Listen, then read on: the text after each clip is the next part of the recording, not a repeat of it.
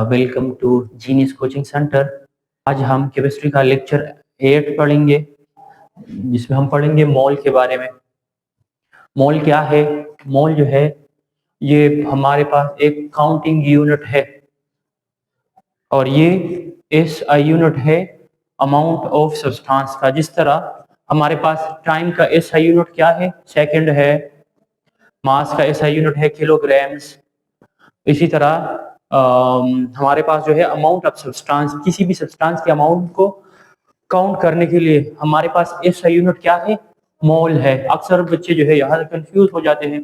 तो किस चीज़ का है? अमाउंट ऑफ सब्सटेंस का ये SI यूनिट है। इसको सबसे पहले इसका जो है हम पढ़ लेंगे कि इसका जो लफ्ज़ है ये आया कहाँ से है और इसकी मीनिंग क्या है। तो मोल का लफ्ज़ जो है ये हमारे पास आया है लैटिन वर्ड से। मतलब ये जो है एक लातीनी जबान का लफ्ज़ है मोल, जिसकी मीनिंग है क्या है? मीनिंग है हीप या बल्क या अ लार्ज मास। हीप या बल्क या लार्ज मास तीनों ऑलमोस्ट सेम ही है। ये किसकी मीनिंग है? मोल की। इसका क्या मतलब है कि मतलब कोई चीज जो है वो जब बहुत ज्यादा लार्ज क्वांटिटी में हमारे पास मौजूद हो। हीप का मतलब हो बहुत ज्यादा क्वांटिटी में, या बल्क का क्या मतलब है? कोई चीज जो है जब बहुत ज्यादा क्वांटिटी में हो। तो इसके बाद इसको डिफाइन कैसे करेंगे कि व्हेन ग्राम एटॉमिक मास, जब हम किसी चीज का एटम का ग्राम एटॉमिक मास, मॉलिक्यूल का ग्राम मॉलिक्यूलर मास और कंपाउंड का ग्राम फॉर्मूला मास, जब इसको हम क्या कहते हैं? Gram atomic mass, gram molecular mass या ग्राम फार्मूला मास को हम मोल कहते हैं। ये इसका पहला डिफिनीशन है। दूसरा definition, when atomic mass, molecular mass या formula mass of a substance is expressed in grams, जब हम किसी एटम, मॉलिक्यूल या कंपाउंड का एटॉमिक मास, मॉलिक्यूलर मास या फॉर्मूला मास को ग्राम्स में एक्सप्रेस कर ले तो इसको हम मोल कहते हैं। या तीसरा डिफिनीशन कि the amount of substance having Avogadro's number of particle, किसी भी सब्सटेंस का इतना अमाउंट हो कि उसमें एवोगैड्रोस नंबर ऑफ पार्टिकल्स मौजूद होते हैं, उसको हम क्या कहते हैं? 1 मोल कहते हैं। इसके बारे में मजीद पढ़ते हैं। ये जो मोल है ना, ये एक काउंटिंग यूनिट है, लाइक डोजन, दर्जन की तरह। दर्जन में 12 सेम चीजें, 1 डोजन ऑफ बनानास, इसका मतलब है कि 12 बनानास। 1 डोजन ऑफ एग्स मतलब 12 अंडे। इसी तरह पेयर, पेयर में 2 सेम चीजें होते हैं, कितने? 2। और इसी तरह ग्रॉस, ग्रॉस में जब 144 सेम चीजें आ जाए, कितनी? 144 सेम चीजें आ जाए तो इसको हम 1 ग्रॉस कहते हैं। या इस तरह आप लोगों से पूछ सकते हैं कि 1 ग्रॉस में कितने डोजन होते हैं, तो इसको डोजन पे डिवाइड कर लिए 12 पे, तो 12 डोजन को, 12 दर्जन को हम क्या कहते हैं? 1 ग्रॉस कहते हैं। या रीम जो है, रीम जब 500, कितने? 500 सेम चीजें आ जाए तो इसको हम 1 रीम कहते हैं। अक्सर जो है हम पेपर्स, ये जो प्रिंट के लिए पेपर मिल जाए, ये हम रीम्स में लेते हैं। 1 रीम, 2 रीम, 3 रीम्स। तो 1 रीम का क्या मतलब है कि 500 पेपर्स। इसी तरह ये मोल भी हमारे पास एक काउंटिंग यूनिट है, लेकिन ये बहुत ह्यूज, बहुत बड़ा यूनिट है। मतलब इसमें बहुत ज्यादा पार्टिकल जो है वो जब सेम हो, कितने? 6.02 इंटू 10⁻23। जब इतने सेम चीजें आ जाए, मतलब 602 और इसके बाद 21 जीरोस लगा ले, 602 और इसके बाद जो है 21 जीरो जो है वो कंप्लीट कर ले, तो तब जाके ये 1 मोल का इक्वल हो जाता है। तो इस वजह से हम इसको मोल का लफ्ज या बल्क या ह्यूज भी इस्तेमाल करते हैं, क्योंकि बहुत सारे सेम पार्टिकल इसमें कंबाइन हो गए हैं। It is very large counting unit. It contains 6.02 into 10⁻23 same things. It is the SI unit of amount of substance. ये तो पहले ही बता दिया। अच्छा, आते हैं इसके बाद इसको हम डिनोट किस सिंबल से करते हैं। तो ये तो अक्सर बच्चे स्टार्ट में ही टॉपिक हेडिंग दे देते हैं, डिनोशन या रिप्रेजेंटेशन।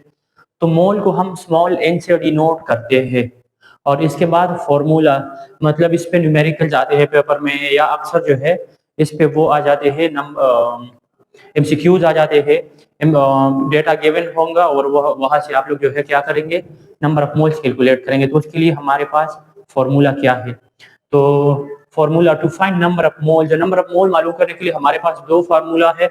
एक है नंबर ऑफ मोल बराबर है mass in gram divided by molar mass, या गिवन मास या mass in gram divided by molar mass. जब हम ये मास को, जो गिवन मास है उसको जब मोलर मास पे डिवाइड करते हैं तो हमारे पास नंबर ऑफ मोल्स कैलकुलेट हो जाते हैं।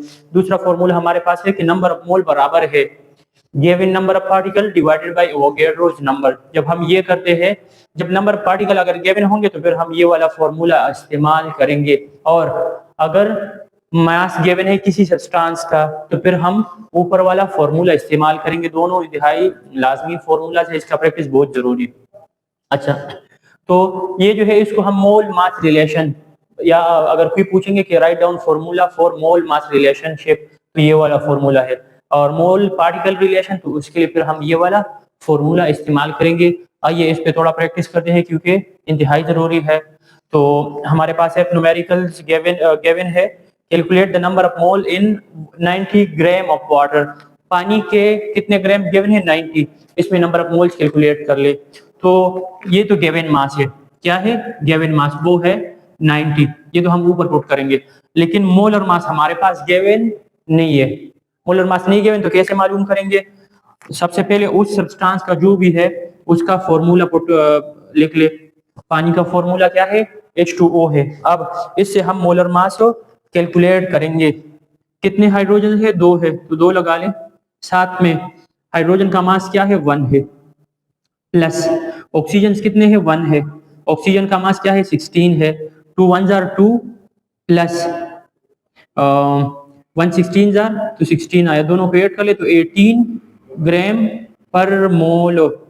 याद रख ले, बाज बच्चे जो है मोलर मास और मॉलिक्यूलर मास में कंफ्यूज हो जाते हैं। मॉलिक्यूलर मास पूछेंगे तो यहाँ पे AMU जो है वो यूनिट इस्तेमाल होता है। अगर मोलर मास का पूछेंगे तो फिर हम ग्राम्स लिखेंगे या ग्राम पर मोल लिखते हैं। बिल्कुल पहला MCQ है क्लास 9 का। अगर पहला चैप्टर देखेंगे तो उसमें पहला MCQ है कि the molar mass of sulphuric acid is, तो वहां पे 98 ग्राम भी गिवन है, 98 AMU भी गिवन है, और जो है 9.8 है, और एक और भी ऑप्शन है। तो बच्चे जो है AMU जाकर टिक करते हैं क्योंकि वो मॉलिक्यूलर मास कैलकुलेट कर चुके होते हैं, तो वो AMU पुट करते हैं। तो मोलर मास का अगर पूछेंगे तो ग्राम में, हमने पहले ही बता दिया ना डेफिनेशन में कि जब हम किसी सब्सटेंस का मास को ग्राम्स में एक्सप्रेस कर लेते हैं तो इसको हम क्या कहते हैं, मोल कहते हैं। तो अब आपसे मोलर मास पूछ रहे तो हमने क्या करना है, यहाँ ग्राम ही लिखना है। अक्सर बच्चे वो MCQ गलत कर लेते हैं, दिहाई आसान MCQ है, तो कंफ्यूजन नहीं होना चाहिए। मोलर मास पूछेंगे तो ग्राम, मॉलिक्यूलर मास पूछेंगे तो फिर AMU लिखेंगे। इसी तरह ग्राम। चलो इसका प्रैक्टिस करते हैं आगे। इसको फॉर्मूले, उस फॉर्मूले में पुट कर लेंगे। नंबर ऑफ मोल बराबर है, नंबर ऑफ मोल बराबर है हमारे पास मास इन ग्राम। तो मास इन ग्राम हमारे पास क्या है, 90 है, 90 ग्राम्स गिवन है, डिवाइडेड बाय मोलर मास भी हमारे पास कैलकुलेट हो गया, 18 ग्राम पर मोल है। अब ग्राम को ग्राम के साथ कैंसिल कर लेंगे, सही है। फिर N is equal to 90 divided by 18, 18 1 जार 18, 18 2 जार 36। इसी तरह अगर हम करेंगे तो आ जाता है हमारे पास 18 1 जार 18, 18 5 जार 90, तो 5 मोल हमारे पास आ जाएंगे। पानी के, वाटर के अगर हम 90 ग्राम लेंगे तो उसमें कितने मोल्स गिवन है, तो कितने हैं, 5 है। आइए थोड़ा इसका मजीद प्रैक्टिस कर लेते हैं। हमारे पास दूसरा प्रैक्टिस के लिए न्यूमेरिकल गिवन है, calculate number of mole in 4.9 grams of sulphuric acid. Sulphuric acid के 4.9 ग्राम्स में हम जो है नंबर ऑफ मोल्स मालूम करेंगे। तो देखिए सबसे पहले तो हम, मास तो गिवन है ऑलरेडी, लेकिन मोलर मास नहीं गिवन, तो वो हमने करना है मालूम। तो उसको मालूम करने के लिए क्या करेंगे, फॉर्मूला में हाइड्रोजन कितने हैं, 2 है, तो 2 मैंने लगा लिया। हाइड्रोजन के मास, उसका मास कितना है, तो 1 ग्राम है। अब इसके बाद सल्फर हमारे पास कितने हैं, 1, एक ही सल्फर है, सल्फर का मास है 32, प्लस हमारे पास ऑक्सीजन कितने हैं, 4 है, ऑक्सीजन का मास कितना है, 16 है। तीनों को मिला, सबसे पहले मल्टीप्लाई कर ले, 2 1 jar 2 plus 132 jar 32 plus 4 16 jar 64 आया। फिर 98 ग्राम पर मोल, ये हमारे पास क्या आया, मोलर मास आया।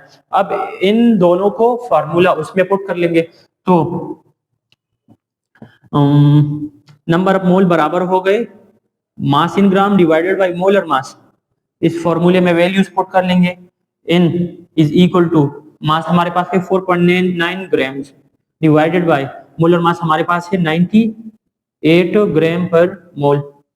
ग्राम को ग्राम के साथ कैंसिल कर ले।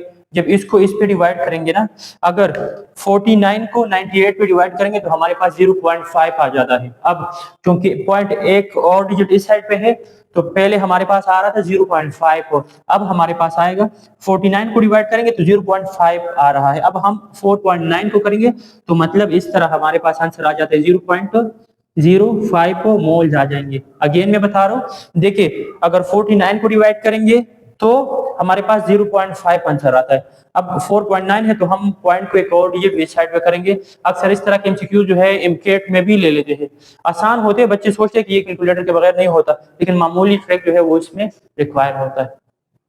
अच्छा, ये तो हमने सीख लिया नंबर ऑफ मोल कैसे मालूम करेंगे। अब ऐसे भी आते हैं पेपर में कि नंबर ऑफ मोल्स गिवन होंगे, हम उससे जो है मास कैलकुलेट करना होगा।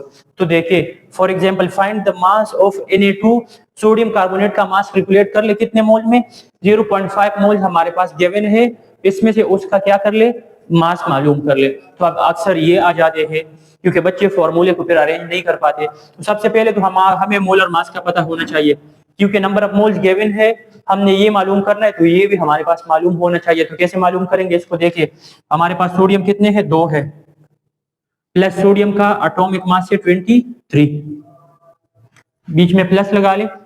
कार्बन कितने हैं, 1, एक ही कार्बन है उसका मास है 12, प्लस ऑक्सीजन हमारे पास 3 है उसका मास है 16, 223 जार 46 आया, प्लस 112 जार 12 आया, प्लस 316 जार 48 आया। दोनों को ऐड कर ले तो 60 प्लस 46। अब अगेन इन दोनों को ऐड कर ले तो 106 ग्राम पर मोल ये बन जाता है। अब इसको फॉर्मूले में पुट कर ले। सबसे पहले हम इस फॉर्मूले को अरेंज कर लेंगे। हमने चूंकि ये मालूम करना है, फॉर्मूला हमारे पास है कि number of mole equals to mass divided by molar mass, तो हमने मालूम तो इसको करना है, तो इसको इस साइड पर ट्रांसफर कर लेंगे। तो n multiply by molar mass is equal to number of is equal to given mass, ये हमारे पास आया। नंबर ऑफ मोल हमारे पास गिवन है 0.5 है, मोलर मास भी हमने कैलकुलेट कर लिया है 106 है सॉरी, और इसे हम करेंगे मास मालूम। अब इन दोनों को मल्टीप्लाई कर ले, अगर इसके साथ 1 मल्टीप्लाई करेंगे तो 106 ही आ रहा है, 0.5 मल्टीप्लाई कर रहे हैं तो हमारे पास आ जाता है 53, और चूंकि मास है तो मास का यूनिट क्या है, ग्राम और m। इसको अरेंज कर ले कि मास जो है वो बराबर है, मास किसका, सोडियम कार्बोनेट का, वो बराबर है सोडियम के 0.5 मोल में कितने ग्राम्स है, तो 53 ग्राम्स है। अच्छा, जरूरी है कि इसका थोड़ा और भी प्रैक्टिस किया जाए क्योंकि इंपॉर्टेंट है। एमसीक्यूज तो लाजमी लेते हैं और इस पे न्यूमेरिकल्स भी आ जाते हैं, स्पेशली जो दूसरा ये वाला हमने कर लिया तो इसका मुख्तलिफ कंपाउंड्स ले ले, मुख्तलिफ एटम्स ले ले, मुख्तलिफ मॉलिक्यूल्स ले ले और उसका खुद से नंबर ऑफ मोल ले ले और उसका जो है मास मालूम कर ले।